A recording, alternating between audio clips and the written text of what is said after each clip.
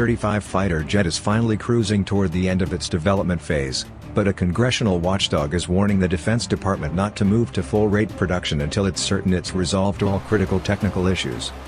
The F-35 Joint Program Office intends to make a decision in October 2019 on whether to move to full-rate production, but had planned to defer certain critical technical deficiencies until after that time, the Government Accountability Office stated in a June 5 report.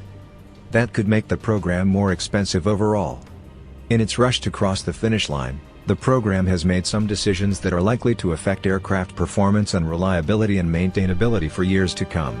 Specifically, the program office plans to resolve a number of critical deficiencies after full-rate production, it wrote. Resolving these deficiencies outside of the developmental program may contribute to additional concurrency costs. The GAO advised the F-35 JPO to resolve all critical deficiencies before full-rate production, a recommendation with which the JPO concurs and says it will pursue. However, it's important to understand what resolve means in this case. The Department of Defense expects the F-35 program to resolve all critical deficiencies prior to entering initial operational test and evaluation, IOT&E, with either a fix, a Service Operational Test Agency approved workaround or a formal acceptance of the deficiency, the JPO said in a statement. The full-rate production decision will include an assessment of SDD, development phase, and IOT&E DRs, deficiency reports, as well as follow-on improvement DRs deferred for post-SDD action.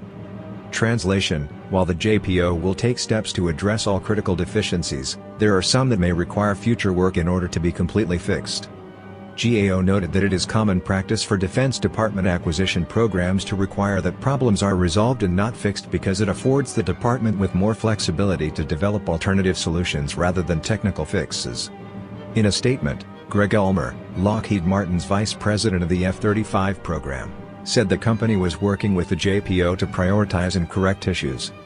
The GAO report was also critical about the JPO's new plan for Block 4 follow-on modernization, telling its congressional audience that it should consider holding back funding for that phase of the program until the JPO provides full details including an independent cost estimate, final acquisition strategy and test plan. Last year, Vice Admiral Matt Winder, the F-35's program executive, announced that the JPO would pursue a path of rapid, agile software modernization during Block 4 called Continuous Capability Development and Delivery, or C2D2. The thrust behind C2D2 is for the government to constantly be developing, testing and delivering new capabilities as they become available, instead of as part of a traditional batch of upgrades every couple years. Currently, the cost of the new plan is unknown. The Department of Defense plans to update its acquisition strategy in time for a Defense Acquisition Board meeting this month, when it will decide when to start the competition for Block 4 development. However, a full business case won't be finalized until March 2019, despite the fact that the Pentagon has asked for $278 million in fiscal 2019 for Block 4 development. As a result, DoD requested funding for modernization over a year before the program has a business case for Block 4, the report stated.